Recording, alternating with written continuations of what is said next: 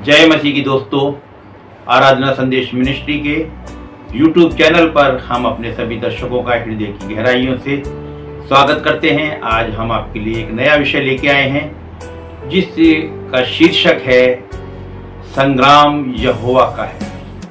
यानी हमारे जीवन के हर युद्ध, हमारे जीवन की हर परीक्षा, हमारे जीवन की हर परेशानी को यहोवा लड़ने को तैयार है, हमें विजय दिलाने को तैयार है। आज का विषय बड़ा महत्वपूर्ण है, अंत तक बने रहें। निश्चित रूप से आप अपने जीवन में बड़ी आशीष पाएंगे। एक समय था जब मूसा अपनी इजरायली प्रजा को लेके मिस्र देश से निकला और एक बहुत बड़ी प्रजा जो कि इजरायली प्रजा थी मूसा के साथ थी और बड़ी ही अद्भुत रीति से मूसा उनको मिस्र देश की गुलामी से निकाल के लाया था, जिसकी की आज्ञा यहोवा ने मूसा को दी थी। 10 विपत्तियां पड़ी मिस्रियों के ऊपर। उसके बाद भी फिरौन का मन बार बार कठोर होता रहा, लेकिन एक समय ऐसा आ गया जब राजा फिरौन ने मूसा से कह दिया कि तू हमारे मिस्र से निकल के जा और अपने यहोवा की उपासना कर। सारी प्रजा के साथ, बच्चों के साथ, जवानों के साथ, बुजुर्गों के और तमाम अपने पशुओं के साथ मूसा मिस्र देश से निकल लिया। लेकिन अभी वो लाल समुद्र के तीर पर ही पहुंचे थे कि फिरौन का मन फिर कठोर हुआ और राजा फिरौन ने फिर अपने रथ और घोड़े तैयार किए और इजरायली प्रजा के पीछे युद्ध करने के लिए चल पड़ा। ऐसे समय में जब इजरायली लोगों ने देखा कि आगे लाल समुद्र है और पीछे फिरौन की सेना है, वो बुड़बुड़ाने लगे, मूसा पे दोष लगाने लगे और मूसा से कहने लगे तू हमें मिस्र देश से क्यों निकाल लाया? क्या हमारे लिए वहां पे रहना उचित नहीं था? क्या वहां पर हमारे लिए कब्रें नहीं थी जो तू हमें मारने के लिए यहां लेके आया? ऐसे समय में हम देखते हैं कि निर्गमन की पुस्तक और उसके 14 अध्याय और 13वें वचन में लिखा है, क्या हम तुझसे मिस्र में यही बात ना कहते रहे कि हमें रहने दे कि हम मिस्रियों की सेवा करें? हमारे लिए जंगल में मरने की अपेक्षा मिस्रियों की सेवा करना अच्छा है। अब मूसा ने एक बड़ी महत्वपूर्ण बात कही जो कि 13वें वचन में है।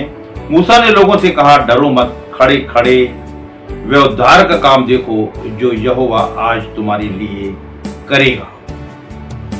आज वो समय है कि यहोवा मिस्रियों से युद्ध लड़े इजरायलियों की तरफ से, क्योंकि हमारे जीवन का हर संग्राम यहोवा का है और हम देखते हैं वहां पर कि यहोवा अद्भुत रीति से उस मिस्र की सेना से युद्ध करता है, पानी को 2 भाग कर देता है।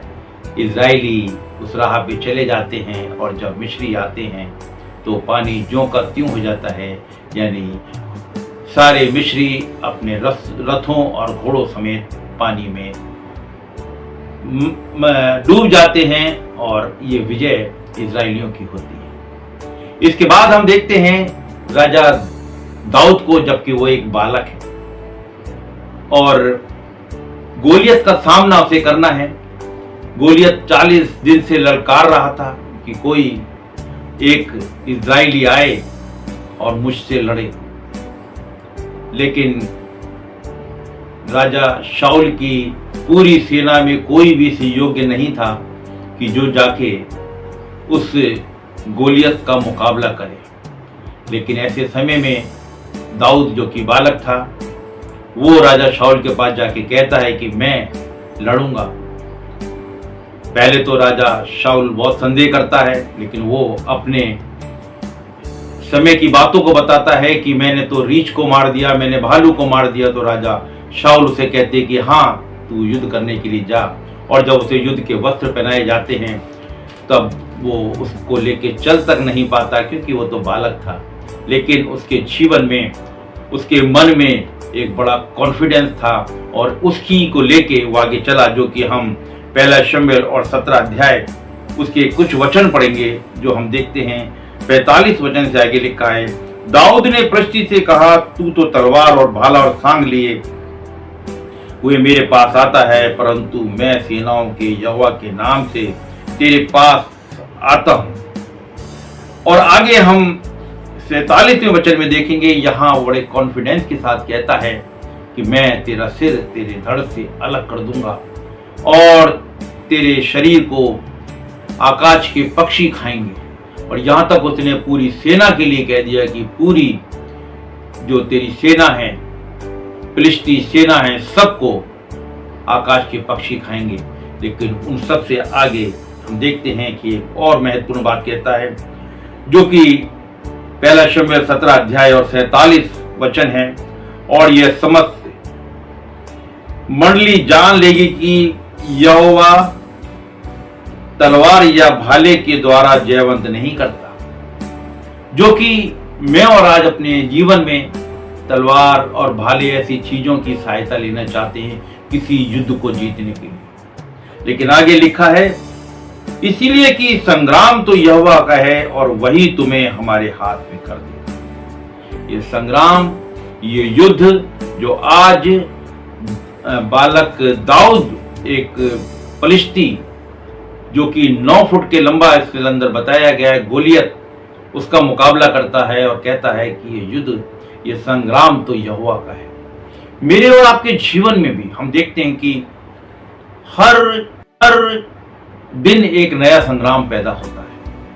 असफलता के रूप में अपने कार्य क्षेत्र में रहते हुए अपने साथियों के विरोध को देखते हैं, अपने अधिकारियों की कठोरता को देखते हैं, अपने शरीर के अंदर बहुत सी दुर्बलता, कमजोरियों को देखते हैं, अपने परिवार की बहुत सी चिंताओं को हम देखते हैं, बच्चों की चिंता, बच्चों को अपने माता पिता की चिंता, बहुत सी चिंताएं हमारे जीवन में हर दिन एक नया युद्ध होता है। लेकिन मेरे अजीजों, मेरे प्रियो, यदि हम ये मान लें कि हमारा हर युद्ध, हमारा हर संग्राम यहोवा का संग्राम है, क्योंकि उसने हमें अपने बेटा और बेटी होने का अधिकार दे दिया है।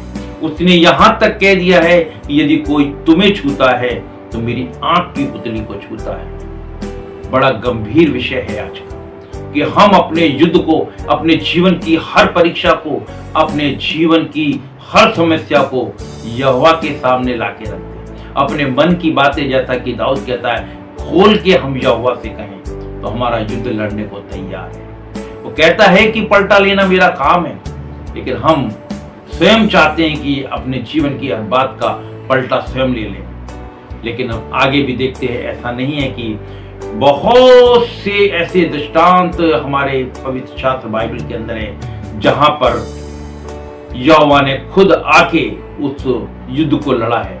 यहोशापात, जब मोआबी और अम्मोनी उसके चारों ओर घिर गए थे और उन्हें घेर लिया था, यहोशापात राजा डर गया, जो कि दूसरा इतिहास और 20वें अध्याय में हमें देखने को मिलता है। और डर गया, यहोवा की खोज में लग गया और उपवास का प्रचार किया।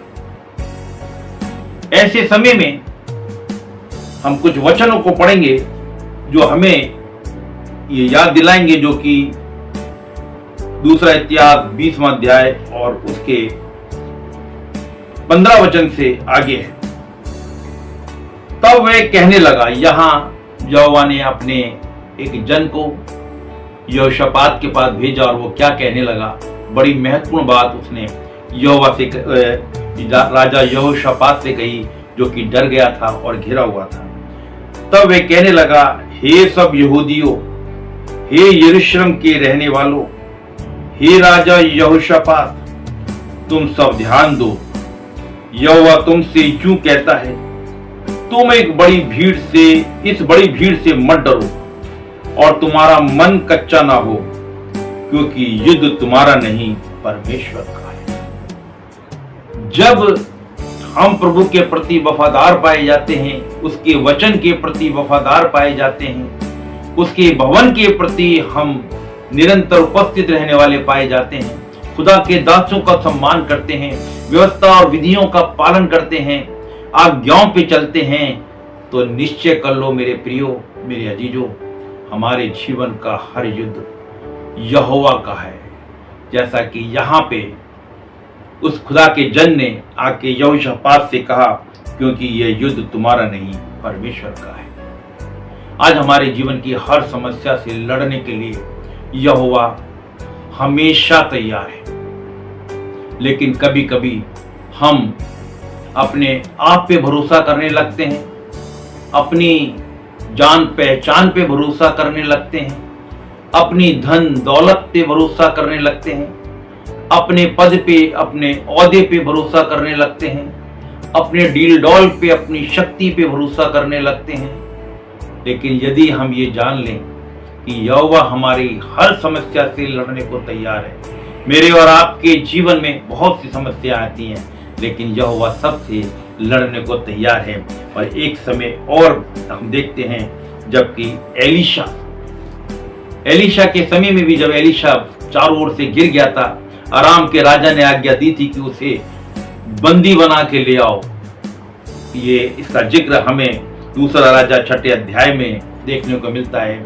जब उसका सेवक गेजी देखता है कि हम चारों ओर से गिरे हैं, ऐसे समय में एलीशा प्रार्थना करता है और वो अपने दास गेजी से कहता है, उसने कहा मत डर, क्योंकि जो कोई हमारी ओर से है वे उन सब से अधिक है जो उनकी ओर से है, जो अरामी राजा की ओर से है। और जो हमारी तरफ से लड़ने वाला जो यहोवा है वो बहुत बड़ा है। और हम देखते हैं कि जब वो आंखें खोलता है तो चारों ओर से अग्नि में रथों से घिरा होता है। निश्चय मेरे प्रिय अजीजों, मेरे बच्चों, भाइयों, जवानों, आज हम अपनी सारी चिंताएं अगर यहोवा पे डाल दें तो यहोवा मेरा और आपके लिए तमाम समस्याओं को दूर करने के लिए, हमारी चिंताओं को दूर करने के लिए और हमारी ओर से युद्ध करने के लिए तैयार है, क्योंकि हमारे जीवन का हर संग्राम यहोवा का संग्राम है। आज के वचन के द्वारा आप सबको बड़ी आशीष मिले। जय मसीह।